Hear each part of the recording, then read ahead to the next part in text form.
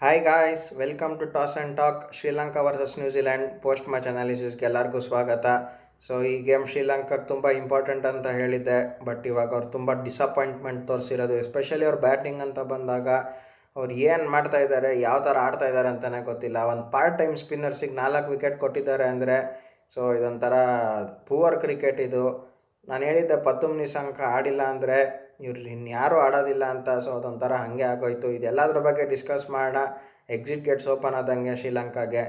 So video ಶುರು ಮಾಡೋದಕ್ಕಿಂತ ಮುಂಚೆ ಚಾನಲ್ಗೆ ಯಾರಾದರೂ ಹೊಸಬರಾಗಿದ್ದರೆ ಲೈಕ್ ಮಾಡಿ, ಶೇರ್ ಮಾಡಿ, ಸಬ್ಸ್ಕ್ರೈಬ್ ಮಾಡಿ ಆ್ಯಂಡ್ ಪಕ್ಕದಲ್ಲಿರೋ ಬೆಲ್ ನೋಟಿಫಿಕೇಷನ್ನ ಕ್ಲಿಕ್ ಮಾಡಿ. ಕ್ರಿಕೆಟ್ ರಿಲೇಟೆಡ್ ಏನೇ ಅಪ್ಡೇಟ್ಸ್ ಇದ್ರೂ ನಿಮಗೆ ಫಸ್ಟ್ ಬರುತ್ತೆ.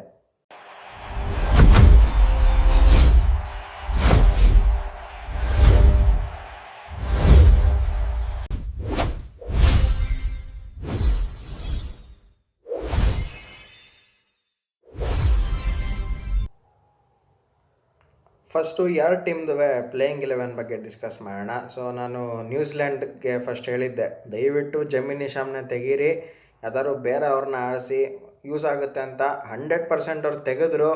ಜೆಮಿನಿ ಶಾಮ್ನ ಮೆಕಾನ್ಚಿನ ಆಡಿಸಿದ್ರು, ಸಿಕ್ಕಾಬಟ್ಟೆ ಹೆಲ್ಪ್ಫುಲ್ ಆಯಿತು. ಬ್ಯಾಟಿಂಗ್ ಅಂತ ಬಂದಾಗ ಕಾಂಟ್ರಿಬ್ಯೂಟ್ ಮಾಡಿದ್ರು, ಅವ್ರಿಗೆ ಕ್ರೆಡಿಟ್ಸ್ ಕೊಡಲೇಬೇಕು. ಆ್ಯಂಡ್ ಬೌಲಿಂಗ್ ಅಂತ ಬಂದಾಗ ಎಕನಾಮಿಕಲಿ ಚೆನ್ನಾಗಿ ಮಾಡಿದ್ರು.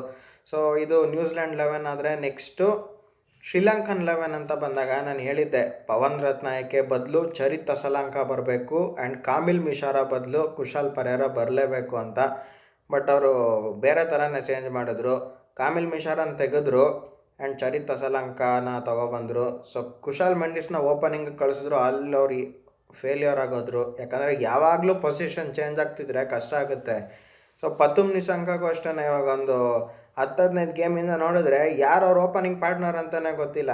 ಆ್ಯಂಡ್ ಪವನ್ ರತ್ನಾಯಕೆನ ಬ್ಯಾಕ್ ಮಾಡಿದ್ರು. ಸೊ ಇದೆಲ್ಲ ಏನು ಕ್ಯಾಲ್ಕುಲೇಷನ್ಸ್ ಆಗೋದು, ಅಲ್ಲೇ ಒಂಚೂರು ರಾಂಗ್ ಆಗೋಯ್ತು. ಆ್ಯಂಡ್ ಇನ್ನೊಂದು ಏನಾಗೋಯ್ತು ಅಂದರೆ, ನನ್ನ ಪ್ರಕಾರ ಟಾಸಲ್ಲೇ ಇವಾಗ ಟಾಸ್ ಗೆದ್ದುಬಿಟ್ಟು ದಸುನ್ ಶಣಕ ಅವರು ಬೌಲಿಂಗ್ ಚೂಸ್ ಮಾಡ್ತಾರೆ.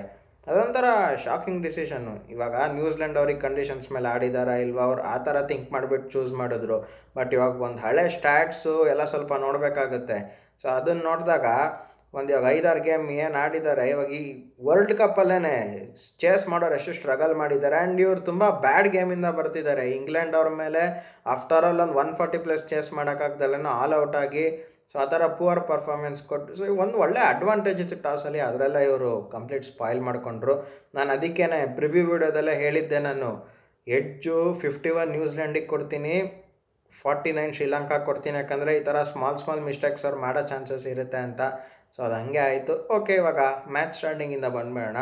ಸೊ ಫಸ್ಟ್ ನ್ಯೂಜಿಲ್ಯಾಂಡ್ ಅವರು ಬ್ಯಾಟಿಂಗಿಗೆ ಬರ್ತಾರೆ. ಫಸ್ಟ್ ಒಂದು 2 ಓವರು ಫಿನ್ ಆಲನ್ ಸ್ವಲ್ಪ ಇಂಟೆಂಟ್ ತೋರಿಸ್ತಾರೆ, ಒಂದು 15-20 ರನ್ಸ್ ಬರುತ್ತೆ. ಆಮೇಲೆ ಮಹೇಶ್ ತೀಕ್ಷಣ ಬರ್ತಾರೆ, ಸೂಪರಾಗಿ ಬೌಲಿಂಗ್ ಮಾಡಿದ್ರು. ಶ್ರೀಲಂಕನ್ಸಿಗೆ ನಾವೇನು ಹೇಳ್ಬೋದು, ಬಟ್ ಎಲ್ಲಿ ಕ್ರೆಡಿಟ್ಸ್ ಕೊಡಬೇಕು 100% ಕೊಡಲೇಬೇಕು. ಮಹೇಶ್ ತೀಕ್ಷಣ ಸಾಕಾದಾಗಿ ಬೌಲಿಂಗ್ ಮಾಡ್ತಾರೆ. ಫಿನ್ ಆಲನ್ ಔಟ್ ಆಗೋಗ್ತಾರೆ.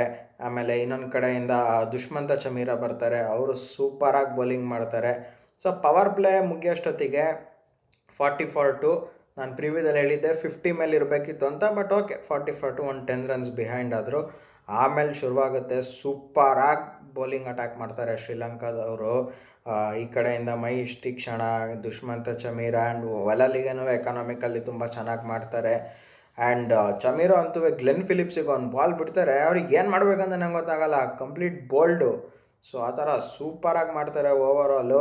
ಆ್ಯಂಡ್ ಒಂದು 15 ಓವರ್ಸ್ ಅಷ್ಟೊತ್ತಿಗೆ ನಾನು ಹೇಳಿದ್ದೆ 123 ಫಾರ್ 304 ಇರಬೇಕಂತ. ಅಲ್ಲೇ ಮಿಡಲ್ ಓವರ್ಸಲ್ಲೇ ಕಂಪ್ಲೀಟು ನ್ಯೂಜಿಲ್ಯಾಂಡ್ ಅವ್ರು ವಿಕೆಟ್ಸ್ ಕಳ್ಕೊಂಡು ಬಿದ್ದೋದ್ರು. ಸೊ 94 ಫಾರ್ 6 ಏನೋ ಆಗಿರ್ತಾರೆ. ಅಲ್ಲಿಂದ ಮತ್ತೆ ಪಾರ್ಟ್ನರ್ಶಿಪ್ ಬಿಲ್ಡ್ ಆಗುತ್ತೆ, ಮಿಚೆಲ್ ಸ್ಯಾಂಟ್ನರು ಮತ್ತು ಮೆಕಾನ್ಚಿ. ಸೊ ಸ್ಯಾಂಟ್ನರ್ಗಂತೂ 100% ಕ್ರೆಡಿಟ್ ಕೊಡಲೇಬೇಕು.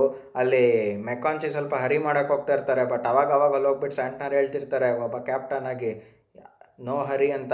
ಲೈಕ್ ಆ ಥರ ಹೇಳಿ ಕೊನೆ ತನಕನೂ ಇದ್ದು ಲಾಸ್ಟ್ 4 ಓವರಿಗೆ 75 ರನ್ ಹೊಡಿತಾರೆ ಅಂದರೆ, ಸೊ ಶ್ರೀಲಂಕಾಗೆ ಬೌಲಿಂಗ್ ಡೆತ್ತಲ್ಲಿ ಅದು ಏನಂತ ಹೇಳ್ಬೇಕಂತ ನಂಗೆ ಗೊತ್ತಾಗ್ತಿಲ್ಲ. ಲಾಸ್ಟ್ 4 ಓವರ್ಸ್ ನನ್ನ ಪ್ರಿವ್ಯೂದಲ್ಲಿ ಏನು ಹೇಳಿದ್ದಂದರೆ ಮ್ಯಾಕ್ಸಿಮಮ್ 40-45 ರನ್ಸ್ ಬರ್ಬೋದು ಅಷ್ಟೇ ಅಂತ. ಬಟ್ ಇವರು ಓವರಾಲ್ 70-75 ರನ್ಸ್ ಹೊಡ್ಸ್ಕೊಂಡ್ರು ಅಂದರೆ ಏನು ಇದು ಮಾಡ್ಬೇಕಂತಲೇ ಗೊತ್ತಿಲ್ಲ. ಸೊ ಸ್ಯಾಂಟ್ನರು 4 6 3 4 ಏನೋ ಹೊಡಿತಾರೆ. ಅದರಲ್ಲೂ ಅಂತೂ ಈ ಪ್ರೇಮದಾಸಲ್ಲಿ ನಾನು ಹೇಳಿದ್ದೆ ಬೌಂಡ್ರೀಸ್ ದೊಡ್ಡದು ಅಂತ. ಸೊ ಅಷ್ಟು ಅಷ್ಟು ದೊಡ್ಡ ಕ್ಲಿಯರ್ ಮಾಡಿದ್ರು ಅಂದರೆ ಇವ್ರು ಯಾವ ಥರ ಬ್ಯಾಡ್ ಲೆನ್ಸ್ ಹಾಕಿರ್ಬೇಕಂತ ನೀವು ಮ್ಯಾಚ್ ನೋಡಿರೋರಿಗೆ ಗೊತ್ತಿರುತ್ತೆ ಅನಿಸುತ್ತೆ. ಆ್ಯಂಡ್ ಮೆಕಾನ್ಸಿನೂ ಅಷ್ಟೇ 20+ ಬಾಲ್ಸಲ್ಲಿ 30+ ಕಾಂಟ್ರಿಬ್ಯೂಟ್ ಮಾಡ್ತಾರೆ. ಆ್ಯಂಡ್ ಅಲ್ಲಿ ಸ್ಟಾರ್ಟಿಂಗಲ್ಲಿ ನಂಬರ್ 3 ರಚಿನ್ ರವೀಂದ್ರ ಏನು ಬರ್ತಾರೆ, ಅವ್ರದ್ದು ಒಂದು ಕ್ಯಾಚ್ ಮಿಸ್ ಔಟ್ ಆಗುತ್ತೆ, ಬಟ್ ಅವರೊಂದು ಸ್ಮಾಲ್ 30 ಕ್ಯಾಮಿಯೋ ಆಡ್ತಾರೆ. ಸೊ ಓವರಾಲ್ ಎಲ್ಲ ಸೇರಿಬಿಟ್ಟು 168 ಏನೋ ಹೊಡಿತಾರೆ. ಸೊ ಅದು ಪಾರ್ ಸ್ಕೋರ್ ಹತ್ತಿರ ಬಂದುಬಿಡುತ್ತೆ. ಯಾಕಂದರೆ ನಾನು ಹೇಳಿದ್ದೆ ಪ್ರಿವ್ಯೂದಲ್ಲೇ 170+ ಹೊಡೆದವರಿಗೆ ಅಡ್ವಾಂಟೇಜ್ ಇರುತ್ತೆ ಅಂತ. ಸೊ 169 ಬೇಕಿರುತ್ತೆ. ಸೊ ಅಲ್ಲಿಂದನೇ ಶ್ರೀಲಂಕಾದವ್ರಿಗೆ ಮೊಮೆಂಟಮ್ ಹೊರಟೋಯ್ತು. ಏನಕ್ಕಂದರೆ ಯಾರಾದ್ರೂ, ಯಾಕಂದರೆ ಫಸ್ಟು ಮ್ಯಾಚ್ ನೋಡಿರೋರಿಗೆ ಗೊತ್ತಿರುತ್ತೆ, 94 for 6 ಇದ್ದಾಗ ಆಯ್ತು ಒಂದು 120 130 ಹೊಡೆದ್ರೆ ಗ್ರೇಟ್ ಅನ್ನಂಗಿದ್ದು ಹಂಗೆ ಹೊಡ್ಸ್ಕೊಂಬಿಟ್ರು. ಆ್ಯಂಡ್ ಇನ್ನೊಂದು ಸ್ಟ್ರಾಟಜಿಕಲ್ ಏನು ಮಾಡೋದು ಅಂದರೆ, ಮಹೇಶ್ ತೀಕ್ಷಣ 3 ಓವರ್ ತುಂಬ ಚೆನ್ನಾಗಿ ಹಾಕಿದ್ದಾರೆ. 4ನೇ ಓವರ್ ಕೊಡಬೇಕಿತ್ತು ಶಣಕ ಅವರು, ಅಲ್ಲೇ ಮಿಸ್ಟೇಕ್ ಆಗೋಯ್ತು. ಲಾಸ್ಟಲ್ಲಿ ಕೊಡೋಣ ಅಂದ್ಕೊಂಡ್ರು, ಅಷ್ಟೊತ್ತಿಗೆ ಒಂದು 17ನೇ ಓವರ್ ದುಷ್ಮಂತ ಚಮೀರ ಬೌಲಿಂಗಿಗೆ ಬರ್ತಾರೆ, 20 ರನ್ ಹೊಡಿತಾರೆ ಅಲ್ಲಿ ಮೆಕಾನ್ಚಿ. ಅಲ್ಲಿಂದನೇ ಆಗೋಯ್ತು, ಅಲ್ಲಿಂದನೇ ಫಾರ್ಮಿಗೆ ಬರ್ತಾರೆ. ನೆಕ್ಸ್ಟ್ ಓವರು ಮತ್ತೆ 18 ರನ್ನು ಮಹೇಶ್ ತೀಕ್ಷಣ, ಅಲ್ಲೇ ಕಂಪ್ಲೀಟಾಗಿ ಇದಾಗೋಗುತ್ತೆ. ಸೊ 169ಗೆ ಗೆಲ್ಲಕ್ಕೆ ಬೇಕಾಗಿರುತ್ತೆ. ಸೊ ಇದನ್ನು ಚೇಸ್ ಮಾಡೋಕ್ಕಂತ ಬರ್ತಾರೆ ಶ್ರೀಲಂಕಾದವರು. ಪತ್ತುಮ್ ನಿಶಂಕ ಫಸ್ಟ್ ಬಾಲೇ ಬೋಲ್ಡು. ನ್ಯೂಜಿಲೆಂಡಿಗೆ ನನ್ನ ಪ್ರಕಾರ ಒಂದು ಗಿಫ್ಟ್ ಅದು. ಇವಾಗ ಮ್ಯಾಟ್ ಹೆನ್ರಿ ಇದ್ದಾಗ mat henry, but Trent bolt ಇದ್ದಾಗಲೂ ಅಷ್ಟೇ ಫಸ್ಟ್ ಓವರಲ್ಲೇ ವಿಕೆಟ್ ತೆಕ್ಕೊಡೋರಿದ್ದಾರೆ ಅವ್ರಿಗೆ. ಅದೊಂಥರ ತುಂಬ ಒಂಥರ ಬ್ಲೆಸ್ಸಿಂಗು, ಎಲ್ಲ ಟೀಮ್ಗೂ ಸಿಗಲ್ಲ ಆ ಥರ. ಇವಾಗ ನಮಗೆ ಬುಮ್ರಾ ಇರ್ಬೋದು, ಹರ್ಷದೀಪ್ ಇರ್ಬೋದು, ಓಕೆ, ಬಟ್ ಅವ್ರಿಗೆ ಮ್ಯಾಟ್ ಹೆನ್ರಿ ತೆಕ್ಕೊಟ್ರು, ಬೋಲ್ಡು ಪತ್ತುಮ್ ನಿಶಂಕ ಅಲ್ಲೇ ಹೊರಟೋಯ್ತು. ಅವ್ರು ಆಡಿಲ್ಲ ಅಂದರೆ ಮುಗೀತು ಅಂತಲೇ ಆಗೋಯ್ತು. ಆಮೇಲೆ ಅದಾದಮೇಲೆ ನೆಕ್ಸ್ಟು ಅವ್ರ ಜೊತೆ ಇವ್ರು ಶೇರ್ ಮಾಡ್ತಾರೆ ಮೆಕಾನ್ಚಿ, ಓಕೆ ಪರವಾಗಿಲ್ಲ, ಅವರು ಒಂದು ರೇಂಜ್ಗೆ ಬೌಲಿಂಗ್ ಮಾಡ್ತಾರೆ. ಬಟ್ ಪವರ್ ಪ್ಲೇನಲ್ಲೇ ಬರೀ 20 ರನ್ನು, ಥರ ತುಂಬ ಡಿಸಪಾಯಿಂಟ್ಮೆಂಟ್ ಇದು. ಇಂಟೆಂಟ್ ಬೇಕು, ಅಟ್ಲೀಸ್ಟ್ ಒಂದು 2 ವಿಕೆಟ್ ಹೋದ್ರೂ ಪರವಾಗಿಲ್ಲ ಅಂತದ್ದು ಏನು ಮಾಡ್ತಾ ಇದ್ದಾರೆ ಅಂತಲೇ ಗೊತ್ತಿಲ್ಲ. ಕುಶಾಲ್ ಮೆಂಡಿಸ್ ಅವರು 21 ಬಾಲ್ ಆಡಿಬಿಟ್ಟು ಬರೀ 11 ರನ್ನು. ಇನ್ನೊಂದು ಕಡೆ ಪವನ್ ರತ್ನಾಯಕ್ ಅವರು ಅಷ್ಟೇ ಬಾಲ್ನ ಸಿಕ್ಕಾಬಟ್ಟೆ ವೇಸ್ಟ್ ಮಾಡ್ತಾರೆ. ಅಲ್ಲ ಇನ್ನು ಪವರ್ ಪ್ಲೇನಲ್ಲೇ ಗೊತ್ತಾಗೋಯ್ತು, ಓಕೆ ಇವ್ರಿಗೇನಾಗೋದಿಲ್ಲ ಅಂತ. ಅದಾದ್ಮೇಲೆ ಲೋಕಿ ಫರ್ಗಸನ್ ಫಸ್ಟ್ ಓವರ್ ಅಂತೂ 2 ರನ್ನು, ಅವ್ರು ಮಾಡಿದ್ದೇ 1 ಓವರು. ಆಮೇಲೆ ಮಿಗ್ದವರೆಲ್ಲ ಬೇರೆಯವ್ರು ಬಂದುಬಿಟ್ಟೆ ಸುಮ್ಮನೆ ಮಾಡ್ತಾಯಿದ್ರು ಅಷ್ಟೇ. ಒಂಥರ ಒಳ್ಳೆ ಗೇಮ್ ಎಂಜಾಯ್ ಮಾಡ್ಕೊಂಡು ಆಡ್ತಾಯಿದ್ರಿ ಇವತ್ತು ನ್ಯೂಜಿಲೆಂಡವ್ರು, ಯಾಕಂದರೆ ಪವರ್ ಪ್ಲೇಯಲ್ಲೇ ಗೊತ್ತಾಗೋಯ್ತು.